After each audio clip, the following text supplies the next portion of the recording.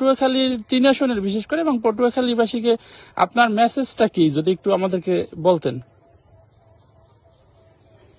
আমরা যদিও আমি একদিন পরে সংবাদ সম্মেলন করবো এটার ব্যাপারে, তারপরে নিউজের জন্য যদি আপনি কিছু বলতে চান তাহলে আমি বলি যে আপনি আপনার আমার সম্পর্কে আপনি যেটুকু জানেন, জি জি, বা আমার সম্পর্কে আপনি যেটুকু মানুষের কাছ থেকে জানতে পারবেন সেটা আপনি লিখে দেন। এটা তো পলিটিক্যাল টার্গেট নিয়ে করতেছে।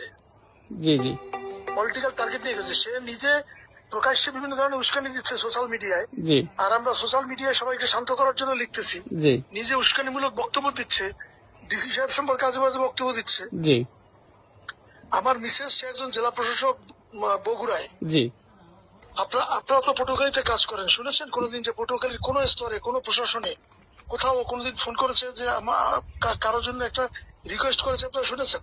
মানে জনশূন্যতা থেকে এগুলো করে আর কি, হতাশায়।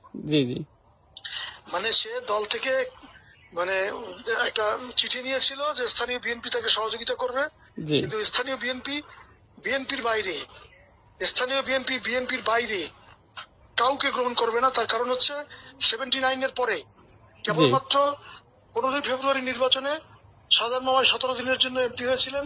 ওই আসনের মানুষ 79 এর পরে বিএনপির কোন এমপি পায়নি। সুতরাং জোট নোট কোনো কিছুতে বিভ্রান্ত হবে না। বিএনপি নেতা কর্মীরা বিএনপি কে ভোট দিবে এবং বিএনপি প্রার্থীর বাইরে কাউকে গ্রহণ করবে না। আর একটা বিষয় ভাইয়া, যে শাহজাহান সাহেবের কথা যেটা বললেন, উনি বলতেছে যে শাহজাহান সাহেবের সাথে যারা রাজনীতি করছে তারা প্রত্যেকে আমার সাথে আছে। আসলে এই কথাটা কি সত্য কিনা?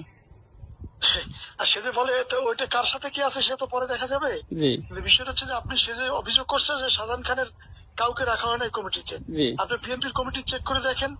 শাহজাহান খানের পরিবারের সদস্যরা, শাহজাহান খানের ঘনিষ্ঠজনেরা কেউ একজনও নাই যে কমিটিতে নাই। শুধু একজন মাত্র লোক নাই, সে হচ্ছে আগে জামাত করতো, জামাত থেকে বিএনপিতে যোগ দেওয়ার ফলে বিভিন্ন ধরনের অপকর্ম করেছে সে। তাকে তার ব্যাপারে শাহজাহান মামা সব মেয়ার যে কমিটি, সেই কমিটিতে তাকে রাখে নাই। মোস্তফা ভাই, গোলাম মোস্তফা ভাই এবং জাহাঙ্গীর খানের যে কমিটি, সেই কমিটিতে রাখে নাই। বর্তমান প্রেসিডেন্ট সেক্রেটারি তাকে রাখে নাই। সে জামাত শিবির থেকে যোগ দিয়েছিল বিএনপিতে, কিন্তু বিএনপি নেতা কর্মীরা কখনোই তাকে গ্রহণ করে নাই। তার নাম হলো আব্দুস সোবাহান। সে জয়েন্ট সেক্রেটারি কখনো পরিচয় দেয়, জয়েন্ট সেক্রেটারি কখনো পরিচয় দেয় জয়েন্ট কনভেনার। আসলে সে বিএনপির কিছুই না, কখনোই বিএনপিতে তার পদ ছিল না। জি, আর একটা বিষয় ভাইয়া, সেটা হচ্ছে আপনি আপনাদের নেতাকর্মীদের উদ্দেশ্যে এখন মেসেজ কি? আসলে এই যেভাবে উত্তপ্ত ছড়াইতেছে এই বিষয়ে আপনার মেসেজ? নেতাকর্মীদের প্রতি আমাদের মেসেজ হচ্ছে একটাই, সেটা হচ্ছে যে দেশ একটি নির্বাচনের দিকে যাচ্ছে এবং নির্বাচনের পরিবেশ তৈরি করার জন্য আমাদের রাজনীতিবিদদের সবচেয়ে বড় দায়িত্ব। সুতরাং প্রত্যেকটি নেতাকর্মীকে বলবো, দেশনায়ক তারেক রহমানের নির্দেশনা অনুযায়ী নির্বাচনের পরিবেশ তৈরি করার জন্য আমরা সর্বোচ্চ সহনশীলতা এবং ধৈর্যের পরিচয় দিয়ে গঠনমূলক রাজনীতির ভিতরে থাকতে চাই, জনগণের সাথে সম্পৃক্ত থাকতে চাই, কোনো ওই যে টাউট বাটপারের পাল্লায় পড়তে চাই না, আর তার ধোকায় পড়তে চাই না।